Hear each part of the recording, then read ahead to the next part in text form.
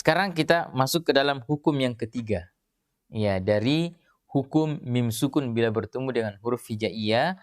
Yang ketiga namanya izhar syafawi. Namanya izhar syafawi. Ya.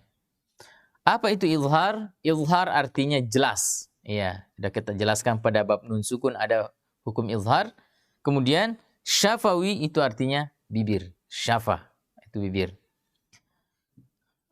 Yaitu apabila ada mim sukun bertemu dengan huruf selain mim dan ba.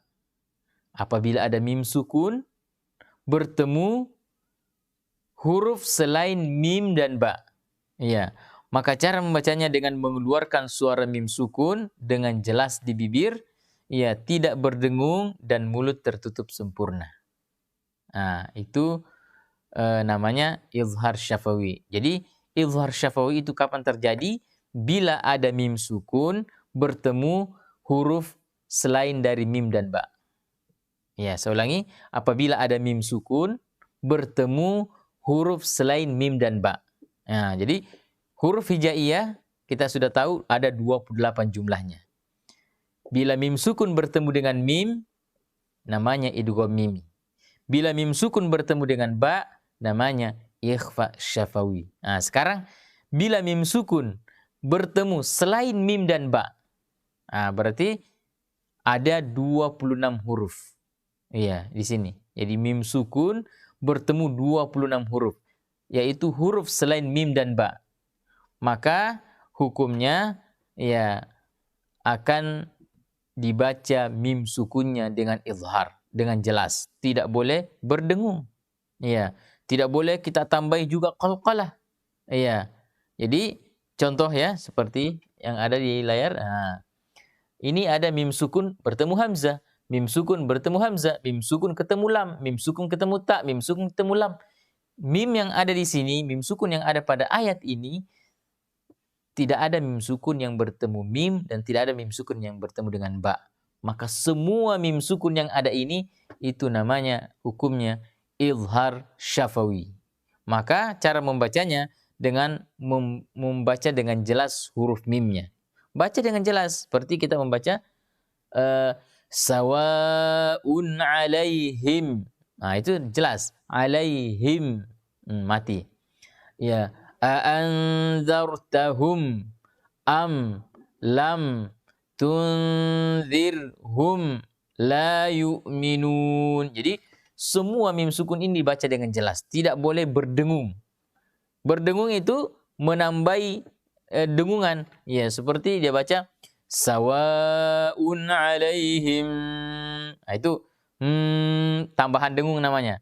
Harusnya alaihim. Nah, itu namanya izhar. Tapi kalau alaihim, nah, itu namanya menambahi dengung. Itu tidak boleh. Ya. Atau ia menambahi di sini qalqalah, sifat yang lain, sifat qalqalah seperti sawaun alaihim. Nah, itu ada pantulannya. Iya. Sama juga Ya, jadi tidak boleh ditambahi sifat itu karena itu mim itu tidak memiliki sifat qalqalah. Iya, sudah kita pelajari pada bab sifat. Iya, bahwa yang qalqalah itu hanya 5 huruf saja. Huruf qaf, huruf ta, ba, jim, dal. Selain dari 5 huruf ini, maka semuanya tidak boleh diqalqalah atau tidak boleh dipantul. Ya, sama dengan hukum ini, mim sukun ini. Mim sukun ini karena tidak bertemu dengan huruf mim dan ba, maka cara membacanya adalah dibaca dengan jelas. Ya, tidak boleh dibaca dengan berdengung. Ya, apalagi dikasih lagi qalqalah. Iya, tidak boleh. Iya. Tidak boleh juga diidgham. Iya, diidgham. Jadi mim sukunnya diidgham ke dalam hamzah. Sawaun alaihim ma. Iya, harus jelas. Alaihim aanzartahum am lam tunzirhum la yu'minun. Itu cara membaca nun sukun, mim sukun bila bertemu kepada huruf selain mim dan ba. Contoh mim sukun paling praktis seperti di surah Al-Fatihah. Kita membaca alhamdu. Alhamdu. Itu mim sukun bertemu di huruf dal. Berarti mim sukunnya tidak bertemu dengan mim dan mim sukunnya tidak bertemu dengan ba. Maka jangan nanti membaca mim sukun pada lafaz alhamdu dengan diberikan dengungan. Jadi tidak boleh kita alhamdulillahi rabbil alamin. Salah. Kenapa? Hukumnya di situ namanya izhar syafawi. Baca dengan jelas mimnya. Alhamdulillah. Langsung. Alhamdulillah. Jangan salah. Ya. Contoh seperti lagi. An'amta. Ada mim sukun di situ. An'amta. Mim sukun bertemu ta. Berarti di situ hukumnya mim sukun tidak bertemu mim dan bertemu ba. Berarti hukumnya nanti namanya izhar syafawi. Dibaca dengan jelas. Jadi siratal ladzina an'amta alaihim. Ya, biasa ada yang membaca dengan berdengung. Siratal ladzina an'amta alaihim. Nah, ini biar suaranya merdu, itu salah hukumnya. Iya, tidak boleh dibaca dengan berdengung karena dia bukan hukumnya idgham mimi, bukan juga ikhfa syafawi, tapi hukumnya namanya izhar syafawi. Harus dibaca dengan jelas. Tidak boleh dibaca dengan berdengung. Ya, apalagi tadi kasih lagi qalqalah. An'amta, ya, harus an'amta. Iya. Nah, itu. Iya. Apa di surah Al-Fatihah ya siratal ladzina an'amta alaihim ghairi. Nah, di situ ada lagi an'amta alaihim. Ada lagi mim sukun bertemu dengan ghai, huruf ghain. Maka berarti mim sukun tidak bertemu mim dan tidak bertemu ba. Maka hukumnya pasti izhar syafawi. Berarti baca jelas. Siratal ladzina an'amta alaihim ghairil maghdubi alaihim. Ada lagi mim sukun. Alaihim waladdallin. Semua mim sukun yang ada pada ayat terakhir surah Al-Fatihah itu tidak ada yang dibaca dengan berdengung. Iya, berarti hukumnya semua namanya izhar syafawi. Jadi sangat praktis sebenarnya hukum mim sukun ini. Ya, kita perlu hanya mengingat dua saja. Ingat saja mim sukun itu bila bertemu dengan mim dan bertemu dengan ba. Bila bertemu dengan mim dan bertemu dengan ba, ini akan dibaca dengan berdengung. Ya, dua harakat. Ya. Namanya berbeda. Kalau mim sukun bertemu dengan mim, namanya idgham mimi. Namun bila mim sukun bertemu dengan ba, namanya ikhfa syafawi. Iya. Dan apabila ada huruf mim sukun bertemu bukan bertemu dengan mim dan bukan bertemu ba, ya maka cara membacanya adalah tidak boleh berdengung. Iya, harus dibaca dengan jelas mimnya. Tandanya, ya, dalam penulisan mushaf Madinah itu di atas mim sukun itu ada sukunnya. Coba lihat. Iya, jadi itu tandanya. Jadi di atas mim sukun ada sukun. Coba perhatikan. Di sini juga ada mim sukun. Semua mim sukun di sini ada semua tandanya. Iya, semua mim sukun yang ada di sini ada semua sukunnya di atas. Kenapa ada sukunnya di atas? Sebagai tanda bahwa itu mim dibaca. Dibaca dengan jelas. Iya. Maka dalam mushaf itu, ya, semua huruf-huruf yang dibaca dengan jelas itu di atasnya ada sukun. Iya, di atasnya ada sukun. Seperti dalam pelajaran kita yang lalu pada bacaan izhar, ya, apabila ada nun sukun bertemu dengan huruf-huruf izhar, maka di atas nunnya ada sukunnya. Tapi kalau yang bukan bacaan izhar, maka di atas nunnya tidak ada sukunnya. Sama persis dengan mim sukun ini. Bila yang dibaca izhar di atas mimnya ada sukun seperti ini, ya, namun ya bila ya bukan bacaan izhar, ya, atau bukan hukumnya izhar, bukan yang dibaca dengan jelas, maka di atas mimnya tidak ada sukunnya. Jadi bisa ketika kita membaca Al-Quran, umpama kita tidak mengerti mana idgham mimi, mana ikhfa syafawi, mana yang disebut dengan izhar syafawi, ya cukup kita dengan melihat tandanya saja.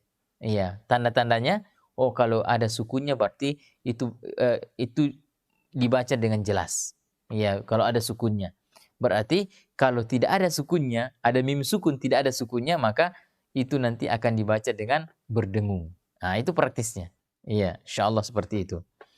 Di sini namun ada catatan. Sifat jelas atau izhar ketika melafalkan huruf izhar syafawi harus lebih diperhatikan lagi atau lebih diperjelas lagi pada saat mim sukun bertemu dengan dua huruf, yaitu huruf fa dan huruf waw. Ini catatannya. Huruf fa dan karena kedua huruf tersebut makhrajnya berasal dari dua bibir, ya sehingga pengucapannya harus lebih berhati-hati agar tidak tertukar dengan huruf mim itu sendiri. Contoh ini praktisnya. Apabila ada mim sukun bertemu dengan fa atau ada mim sukun bertemu dengan waw, kata Imam Ibnu Jazari disuruh kita berhati-hati. Ya, jangan sampai kita meleburkan huruf mim ini ke dalam fa atau mim sukun ke dalam waw. Kenapa? Karena huruf mim sukun dengan fa atau mim sukun dengan waw ini adalah dua huruf yang sama tempat keluarnya. Sama-sama keluar di bibir. Biasanya kalau huruf itu sama-sama keluar di bibir, maka biasanya terjadi idgham. Namun dalam hukum mim sukun, ya walaupun satu tempat keluarnya di sini sama-sama di bibir, namun kalau mim sukun itu tidak diidgham.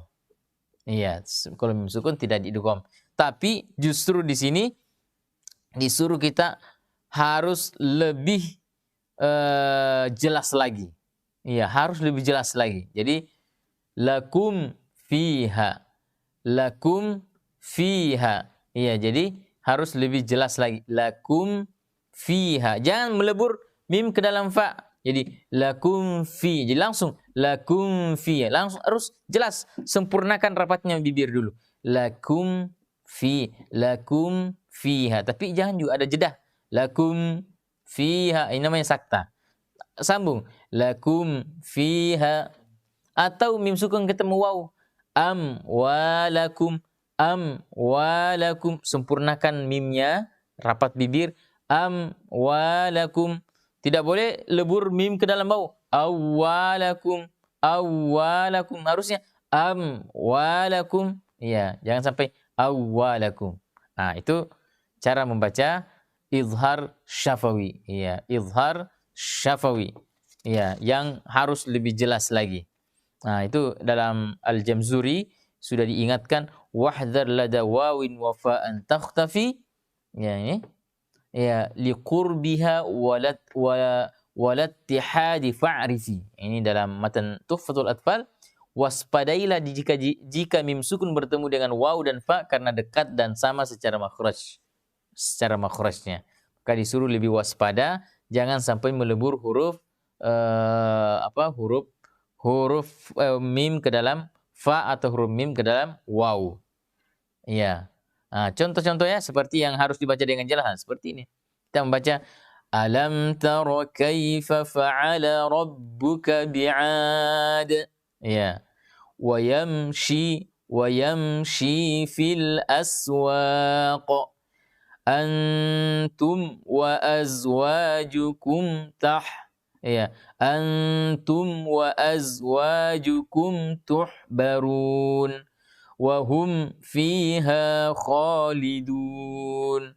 Semuanya dibaca dengan jelas dan coba kita perhatikan sekali lagi, ya mim sukunnya semuanya ada sukunnya. Itu tanda bahwa mimnya ini dibaca dengan jelas. Jangan diidgham ke dalam huruf setelahnya. Dan jangan diberikan dengungan huruf mimnya. Iya, jangan diberikan dengungan huruf mimnya. Iya, karena sukun itu sebagai tanda bahwa dia dibaca dengan jelas. Baik. Izhar syafawi terjadi dalam satu kata dan juga bisa terjadi dalam dua kata. Iya, jadi kalau idgham itu tidak bisa terjadi dalam dua kata. Ya, kalau terjadi dalam satu kata, idgham itu terjadi dalam dua kata. Kalau terjadi dihim wa ala sam'i syawah. Ya, ini sam'ihim mim sukun ketemu ain bertemu dalam satu kata.